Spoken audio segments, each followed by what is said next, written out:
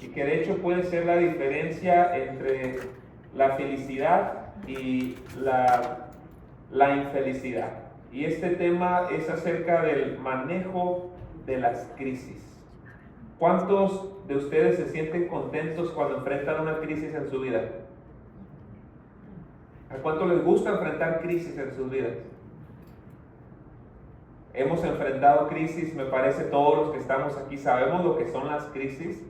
Sabemos que no es lo mismo que un problema. Un problema es una cosita que te quitas de encima con 2 o 3 movimientos, pero una crisis es algo que se perpetúa en el tiempo y que regularmente no tienes la fortaleza humana o la capacidad para resolver por ti mismo. Porque si lo pudieras resolver por ti mismo, entonces no sería una crisis, ¿verdad? Sería un problemita.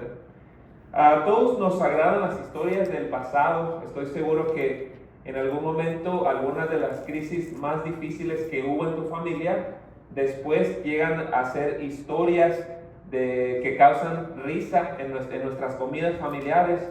Nos reímos de cómo se quedó tirado el carro, de cómo estuvimos en una crisis bien difícil y cómo algunos lloraron, otros tuvieron una actitud más valiente, y vemos esas crisis como algo bonito para contar en el presente. Nos agrada recordarlas y, sin embargo, no vivirlas.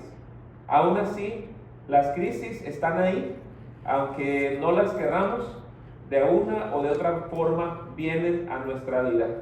Y pensando mucho en este tema, estaba reflexionando que quizá es la forma que Dios tiene de recordarnos que nosotros no pertenecemos a este lugar, no pertenecemos a este mundo.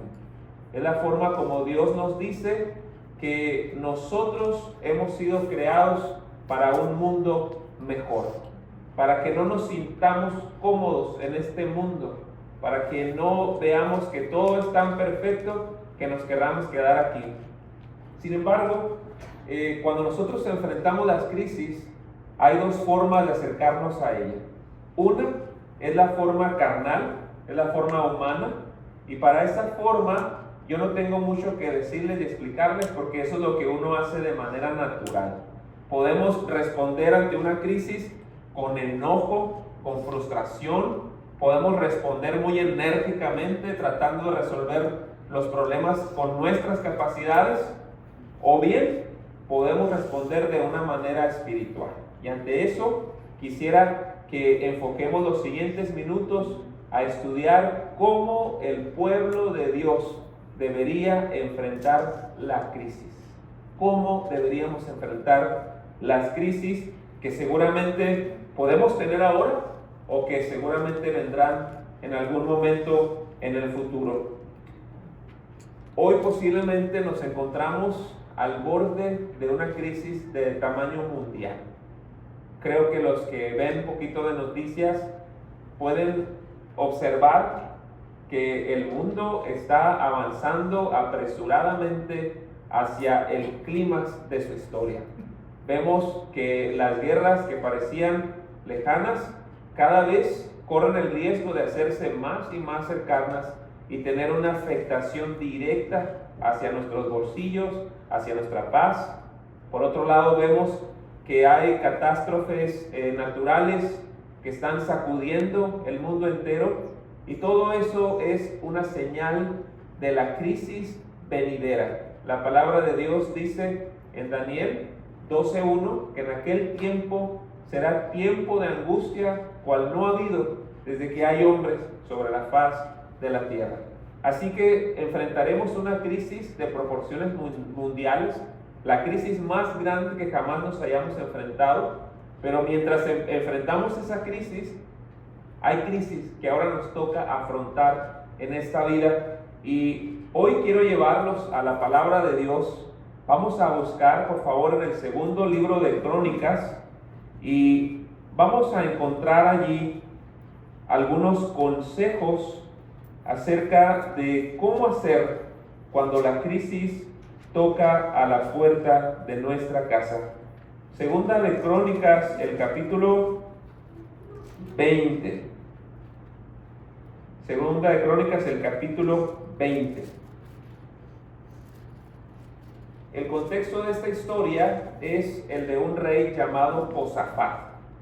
A diferencia de muchos de los reyes pasados, este rey había hecho cosas buenas, se había portado bien, había andado en los caminos de Dios, había buscado que el pueblo saliera de la ignorancia espiritual, había corrido a los Baales, es decir, este rey había hecho lo bueno delante de los ojos de Dios.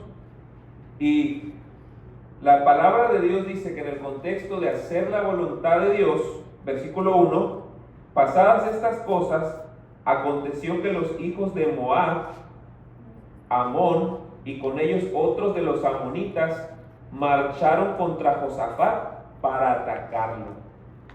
¿Qué iban a hacer contra Josafat? Atacarlo. Y saben, hermanos, a veces corremos el riesgo de creer que como somos cristianos, que como estamos haciendo constantemente la voluntad de Dios y nos portamos bien, ¿verdad? ¿Todos ustedes se portan bien? Híjole, nadie levantó la mano. Como nos portamos bien, ¿verdad? Y hacemos las cosas como Dios manda, uno se imagina que no deberían las crisis tocar a la puerta de nuestra familia. Deberíamos nosotros estar como describió el mismo diablo a Job, como en una especie de cerco, ¿verdad? Puras bendiciones, puras cosas bonitas. Y obviamente que nosotros entendemos que a quienes hacen bien, les va bien. Los que se meten en problemas, pues les va a ir más tarde que temprano. Sin embargo, vemos que Dios prueba a sus hijos. Porque hay dos tipos de crisis o problemas. Uno está en el que tú te metes solo. ¿Alguna vez se ha metido usted en un problema solito? Sin que usted solito fue y se metió en un problema. Yo he estado muchas veces en ese tipo de problemas. Y me da pena decirlo, pero soy humano. Me he metido muchas veces en problemas por mí. Pero también hay otro tipo de problemas o crisis en los cuales uno no se mete. Uno no los está buscando. Llegan sin invitación, ¿sí? Y el primer tipo de problemas, que son en los que nosotros nos metemos, escuche bien lo que voy a decir. Dios quiere que aprendamos nuestra lección. Y a veces esos problemas o esas crisis no van a pasar hasta que nosotros no entendamos la lección. Si tú aprendes pronto la lección que Dios tiene para ti, estoy seguro que Dios puede levantar esa crisis pronto, puede resolverse esa crisis. Pero el segundo tipo de crisis, que son regularmente en las que nosotros no nos metemos, que esas crisis vienen solitas, ante esas crisis Dios no solamente espera que aprendamos una lección, sino que también nos pone a prueba. Él desea que nosotros manifestemos de qué estamos hechos, si realmente confiamos en su palabra, si realmente nuestra relación de fe con Él es lo suficientemente fuerte o no. En el caso de Josafat, la prueba de él no la había buscado.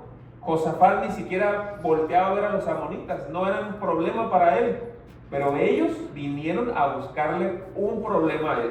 Así que Dios no solo quería darle una lección a Josafat, sino que también quería que de verdad probara si confiaba tanto en Dios como decía. Y vemos nosotros que este tipo de pruebas son comunes en la Biblia. Muchos de los grandes hombres de Dios pasaron a través de esta crisis. Vemos a Abraham, que se le pidió a su hijo. Vemos a Noé, que se le pidió que construyera un barco en medio de la nada. Vemos al mismo José, que fue vendido por sus hermanos. Él no dijo, a ver, véndame, no. Sus hermanos se lo llevaron y lo vendieron.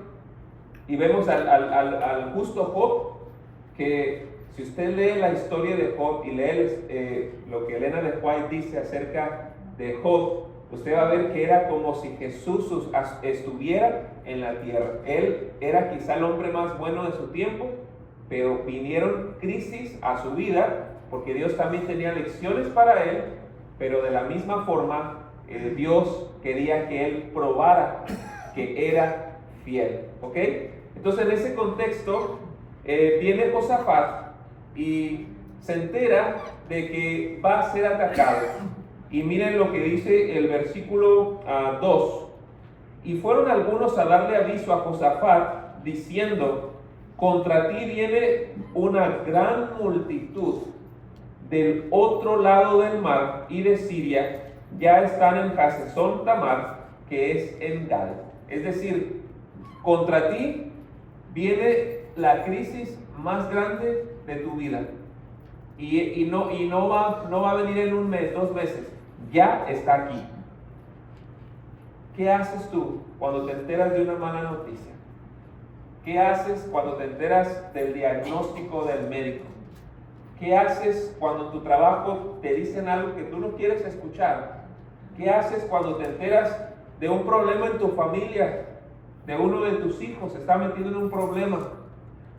¿Qué haces cuando ves que el problema no va a venir? Ya está ahí. Como les decía, como humanos podemos reaccionar carnalmente, desesperándonos, gritando, llorando, o podemos reaccionar espiritualmente, como sorprendentemente hizo Josafat. Vamos a aprender que Josafat es uno quizá de los reyes que, aunque no predicamos mucho de él, es uno de los reyes referentes en el Antiguo Testamento, porque la Biblia dice que él no era poca cosa. Es decir, era un gran rey, tenía mucho poder, tenía ejércitos muy fuertes y se había estado preparando durante toda su vida militarmente para enfrentar casi cualquier peligro. Así que uno pensaría que si vienen a buscarle pleito a alguien que se ha estado preparando toda su vida para la guerra, uno diría, pues que esa persona diría, pues para eso me estoy preparando, me están buscando, pues me van a encontrar. Sin embargo, vemos que Josafat, versículo 3, dice: tuvo miedo y humilló su rostro para consultar a Jehová, e hizo pregonar ayuno a todo Judá. Aquí puede haber 2 razones para esto, porque contando más o menos el ejército de Josafat, porque ahí dice cuántas personas tenía, yo cuento que por lo menos tenía 1,000,000 de personas Josafat. O sea, era un ejército gigantesco el que tenía Josafat. Sin embargo, es posible que quienes venían contra él, a lo mejor eran más, a lo mejor eran 2 millones, 3 millones, no sé, porque dice ahí que él tuvo ¿qué? Miedo, es decir, era un problema más grande de lo que él creía que podía resolver. Entonces la palabra de Dios nos dice que él nos da la primera lección que nosotros tenemos que hacer cuando enfrentamos una crisis. ¿Qué fue lo que él proclamó? Proclamó ayuno. ¿Qué es el ayuno, hermanos? El ayuno es, en pocas palabras, decir a Dios que no vamos a depender de las facultades físicas que están a nuestro alrededor para solucionar los problemas. Y uno de ellos es la comida. Cuando nosotros ayunamos, ocurre algo en nuestro cerebro. Se clarifica el pensamiento, porque cuando nosotros comemos, el proceso de la digestión se lleva el oxígeno del cerebro al estómago, y entonces el cerebro pierde un poco de claridad y por eso nos da sueño después de comer. ¿A quién le da sueño después de comer?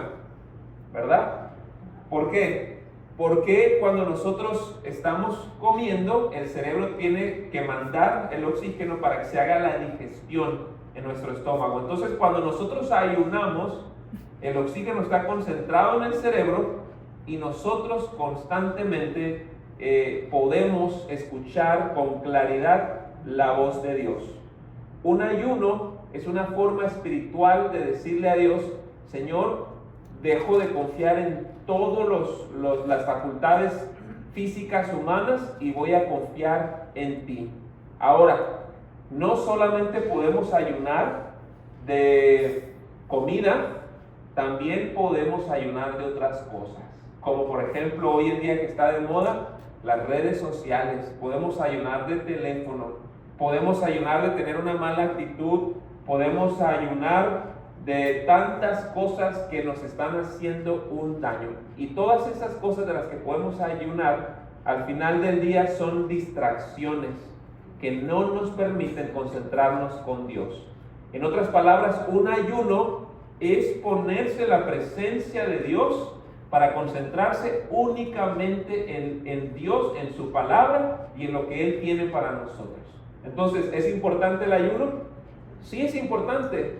Y Josafat proclamó ayuno no solamente para él, sino para quién. Para todo mundo proclamó ese ayuno para que todas las personas pudieran entender la lección que Dios tenía para ellos. Pero vamos a seguir leyendo el versículo 4. Dice ahí, se congregaron los de Judá para pedir socorro a Jehová, y también de todas las ciudades de Judá vinieron a pedir ayuda a Jehová. Entonces Josafat, puesto en pie en medio de la asamblea de Judá y de Jerusalén en la casa de Jehová, delante del atrio nuevo, dijo, y esto que está haciendo Josafat es una oración, acompáñenme por favor con su vista, versículo 6, Jehová, Dios de nuestros padres, ¿no eres tú Dios en los cielos y dominas sobre todos los reinos de las naciones? ¿No está en tu mano tal fuerza y poder que no hay quien te resista? Dios nuestro, ¿no expulsaste tú a los habitantes de esta tierra delante de tu pueblo Israel y la diste a la descendencia de tu amigo Abraham para siempre? Es pregunta. Ellos la han habitado y han edificado en ella santuario a tu nombre, diciendo, si mal viene sobre nosotros o espada de castigo o pestilencia o hambre, nos presentaremos delante de esta casa y delante de ti, porque tu nombre está en esta casa, clamaremos a ti a causa de nuestras tribulaciones, y tú nos oirás y salvarás. Ahora pues, miren, presenta la petición. Aquí están los hijos de Amón y de Moab, y los de los montes de Seir, a cuya tierra no quisiste que pasara Israel cuando venía de la tierra de Egipto, sino que apartara de ellos y no los destruyera. Ahora ellos nos pagan viniendo a arrojarnos de la heredad que tú nos diste en posesión. Dios nuestro, ¿no los juzgarás tú? Pues nosotros no tenemos fuerza con que enfrentar a la multitud tan grande que viene contra nosotros. No sabemos qué hacer y a ti volvemos nuestros ojos. Qué tremenda oración la que Josafat está haciendo, pero me llama la atención que antes de que orara Josafat, todo el pueblo también estaba orando. Queridos hermanos, hay poder en la oración. Hay poder cuando 2 o 3 están reunidos y se ponen a orar por un problema en particular. Cuando nosotros venimos a la iglesia, hermanos, una de las principales actividades que tenemos que hacer en la iglesia es orar. Tenemos que orar por el mensaje, orar por nuestros hermanos, orar por las peticiones. Y a veces, hermanos, cuando hacemos los cultos de oración, podemos caer en la equivocación de solo dejar sola a la persona que está orando, es decir, está orando ella sola. Nosotros podemos orar en nuestro corazón, podemos orar juntos como una familia por las peticiones. Hay muchas peticiones aquí en la iglesia, regularmente las recogemos los miércoles. Podemos orar, hermanos, hay poder en esa oración y no deberíamos jamás cansarnos de pedir, porque Dios nunca se cansa de escuchar. Dios siempre está pendiente de nosotros. No nos cansemos de orar, no nos cansemos de llevar nuestras peticiones. Y miren que esta oración es breve, es una oración que va al punto, y donde Josafat entiende que no solo la oración del pueblo es importante, sino la oración que él tiene que hacer. Y aquí hay una lección, hermanos. Puede estar orando 1,000,000 de personas por ti, pero la oración más importante que se va a hacer es la que tú vas a hacer con Dios. Es la oración más importante de todas, la que tú haces directamente con Dios. Porque es posible que no esté orando nadie por ti, no sé, puede ser. Pero si tú tampoco estás orando, entonces hay un problema. Ojalá que sí, que muchas personas estén orando por nosotros y que los unos por los otros estemos orando, amén. Ojalá que eso sea así. Pero asegurémonos, queridos hermanos, de nosotros tener una conexión directa con el cielo. Como pastor, Muchas personas vienen conmigo, me piden oraciones y a mí me encanta orar por las personas, pero yo siempre les digo, la oración más importante es la que usted va a hacer por Dios. No es que yo esté más cerca del cielo. Todos a través de Cristo podemos acercarnos al trono de su gracia. No hay nadie que esté más cerca. Todos podemos acercarnos al trono de la gracia de nuestro Dios. Así que la oración de Josafat fue poderosa y vale la pena, queridos hermanos, destacar la reverencia del pueblo en ese momento, porque dice ahí que había niños, había ancianos, jóvenes, de todo el pueblo estaba reunido ahí. Y entonces cuando todo Judá estaba en pie, dice el versículo 13, con sus niños, sus mujeres y sus hijos, vino la palabra de Dios, hermanos. Esto es tremendo. Fíjense lo que dice el versículo 14. Y estaba allí Jaziel, hijo de Zacarías, hijo de Benaía, hijo de Jehiel.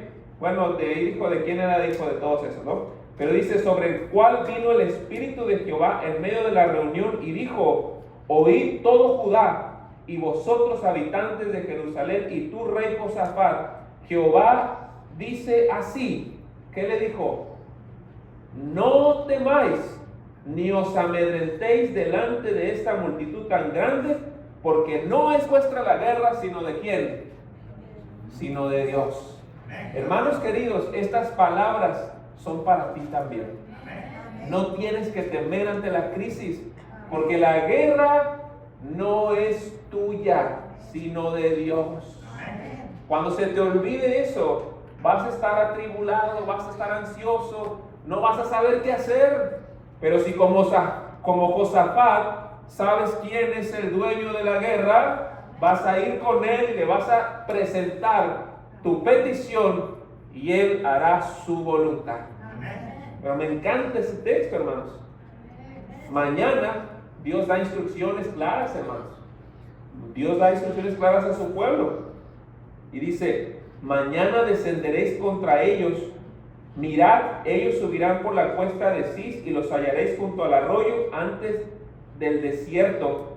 No tendréis que pelear vosotros en esta ocasión. Apostaos y quedaos quietos y veréis cómo la salvación de Jehová vendrá sobre vosotros, Judá y Jerusalén. No temáis ni desmayéis, salid mañana contra ellos, porque Jehová estará con vosotros.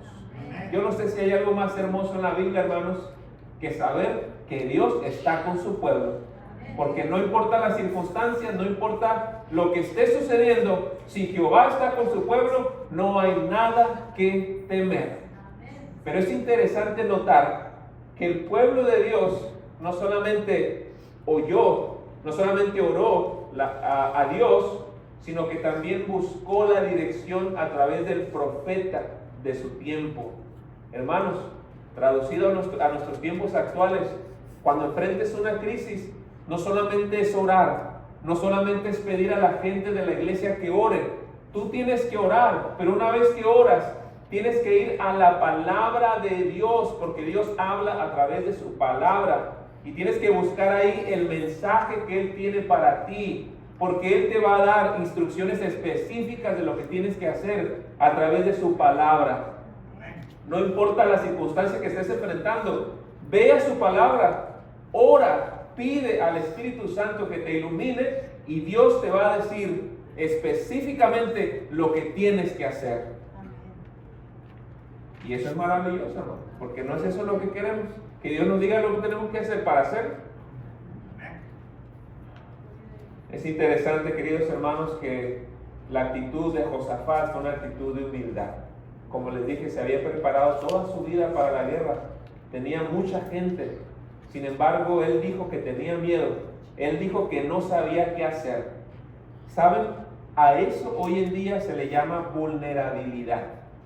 Las personas no les gusta verse vulnerables. Que un rey diga que no sabe qué hacer, ¿cómo se ve eso? ¿Verdad que no se mira muy bien? Desde nuestro punto de vista occidental, en el que nos han enseñado que todos tenemos que ser perfectos o casi perfectos y nunca mostrar una debilidad, se mira raro que un rey diga, Señor, no sabemos qué hacer. ¿Cómo el rey no va a saber qué hacer? Pero vemos una actitud de humildad ante Dios. diciendo: Señor, tú pelea por nosotros. Tuya es la victoria. Tú haz lo que tengas que hacer. Y entonces, queridos hermanos, dice la palabra de Dios que Josafat se inclinó rostro a tierra, y también todo Judá y los habitantes de Jerusalén se postraron ante Jehová para adorar a Jehová, y se levantaron los levitas de los hijos de Coat y de los hijos de Coré. ¿Y qué hicieron, hermanos? Léalo ahí conmigo. ¿Qué dice? Versículo 19. Amén. Se levantaron ellos para alabar con gran clamor a Jehová, el Dios de Israel.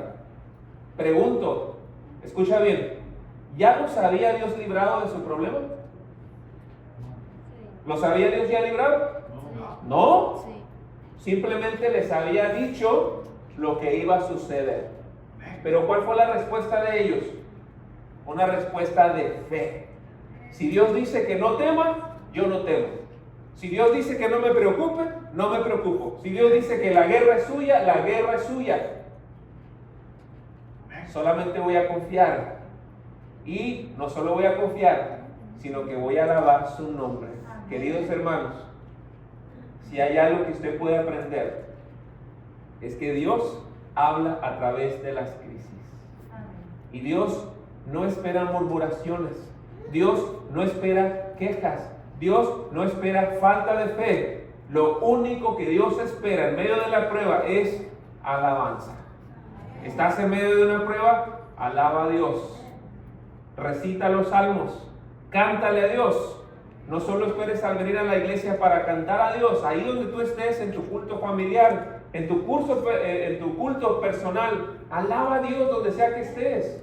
En medio del llanto, en medio de la aflicción, de las situaciones difíciles, cántale a tu Dios, agradécele por las bendiciones que Él tiene para ti. Y dice ahí, después, versículo 20, cuando se levantaron por la mañana, salieron al desierto de Tecoa. Mientras ellos salían, Josafat, puesto en pie, dijo: oídme, Judá y habitantes de Jerusalén. Aquí están las emblemáticas palabras: creed en Jehová vuestro Dios y estaréis seguros. Creed a sus profetas y seréis prosperados.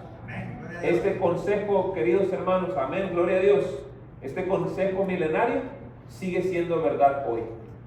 Creed a Dios y estaréis seguros. Creed a sus profetas y seréis prosperados. Ahora sí, el versículo 21 dice: después de consultar con el pueblo, puso a algunos que vestidos de ornamentos sagrados cantaran y alabaran a Jehová, mientras salía la gente armada, y que dijeran: glorificad a Jehová, porque su misericordia es para siempre. ¿Cuál era la estrategia de guerra? Cantar, alabar.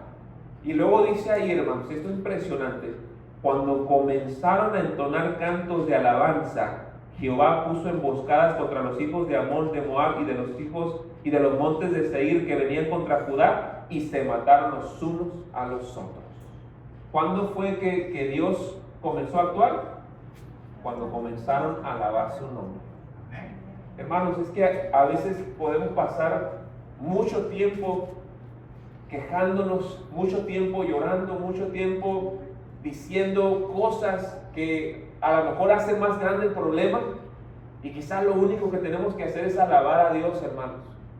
Quizás es lo único que tenemos que hacer, alabar a Dios en medio de la prueba, buscarlo en oración, buscar su dirección en la palabra y hacer lo que Dios nos dice que hagamos, nos está pidiendo que hagamos.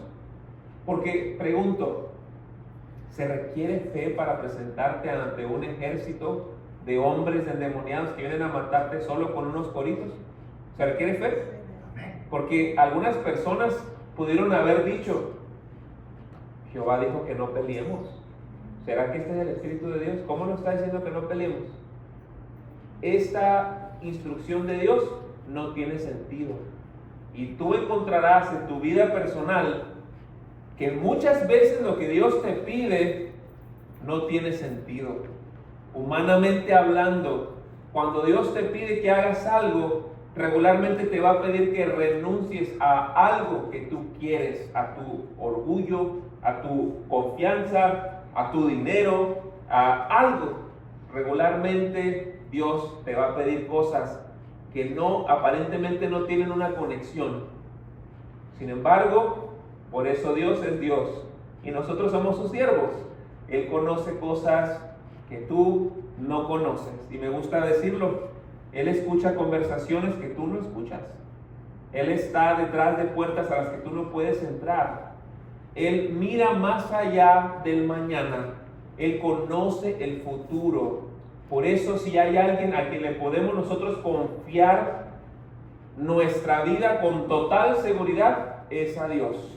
Porque no solo conoce el futuro, sino que es amoroso para con nosotros. Quiere lo mejor para nosotros.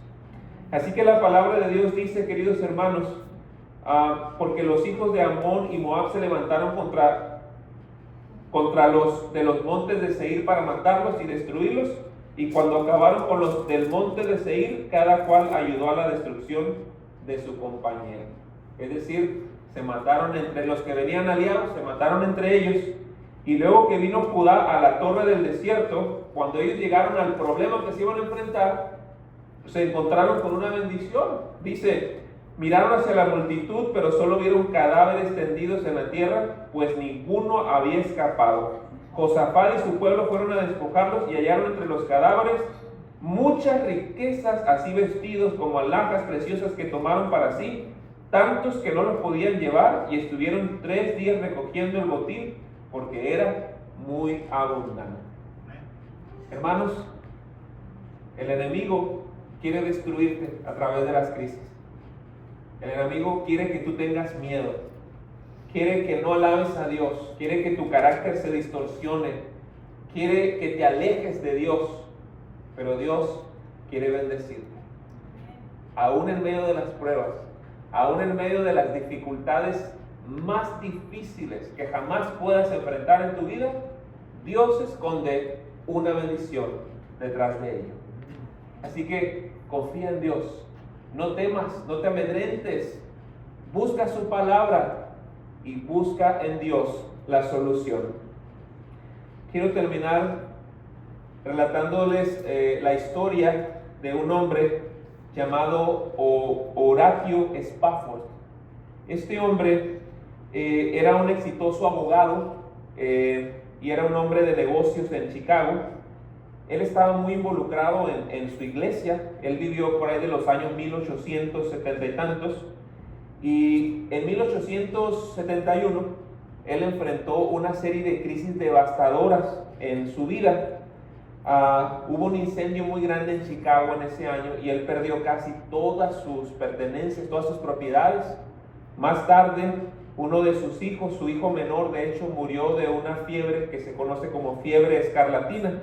Así que, a pesar de todas estas pruebas difíciles, este hombre, Horatio Spafford, mantuvo su fe en Dios. En 1873, Spafford decidió llevar a su familia a Europa como para tratar de desconectarlos de todas las crisis que habían pasado.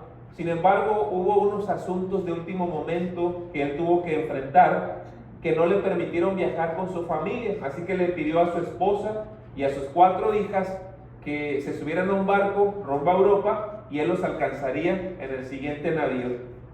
Trágicamente, el barco en el que viajaban chocó con otro navío en el Atlántico y se hundió. Las 4 hijas de Spafford murieron, pero solo su esposa, llamada Ana, fue rescatada. Así que ella le mandó un famoso telegrama con solo 2 palabras: salvada sola. Inmediatamente Spafford tomó el primer barco disponible para encontrarse con su esposa, pero mientras él cruzaba el Atlántico, justamente cuando estaba pasando por el lugar donde él sabía que su familia se había muerto, el barco se había hundido, él escribió las famosas palabras del himno: It is well with my soul. Estoy bien con mi alma. Un canto de esperanza y de confianza, incluso en medio de la más profunda tragedia. No sé si pudieron buscar el himno. ¿Sí? Quiero que lo escuchen, hermanos, brevemente. Es solamente la primera parte, porque una cosa es cantar este himno, pero otra cosa es saber que este himno fue escrito en medio de una crisis, en medio de una tragedia. Vamos a ponerlo, por favor.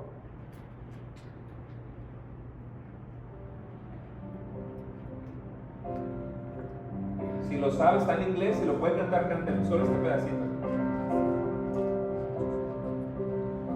When peace like a river attended my way, when sorrows like sea billows roll,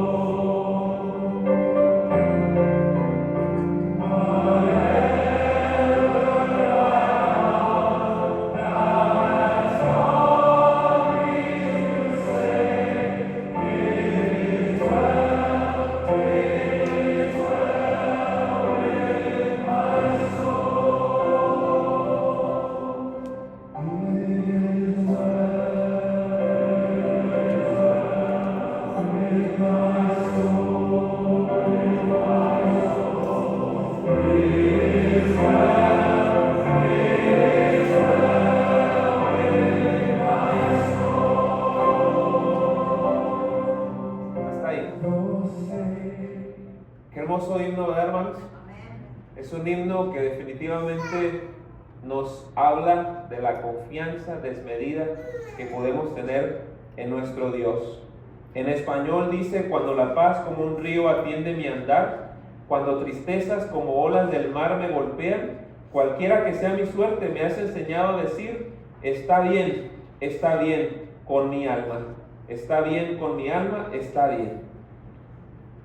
El verdadero pueblo de Dios, queridos hermanos, se humilla ante las crisis, se consagra a Dios. Los demás generalmente se desesperan. Aunque no entendemos muchas veces los planes de Dios, siempre son los mejores para nuestra vida. La confianza en Dios no se produce en medio de una crisis, se produce en el día a día, cuando nos tomamos de su mano. Y aquellos que gozan de una relación viva con su Dios tomarán siempre una actitud positiva ante las pruebas. Vamos a terminar, hermanos, el culto de esta mañana. Perdonen que me fui un poquito más de tiempo. Y vamos a terminar cantando este himno, pero en español, porque lo tenemos en el himnario, pero lo tenemos como Tengo Paz. Si alguno de ustedes, mientras cantamos este himno, quisiera venir acá al frente y traerles sus pruebas, sus problemas, sus crisis al Señor, y a pesar de todo quiere decir al Señor: tengo paz, venga por favor, porque yo quiero orar de manera especial por usted.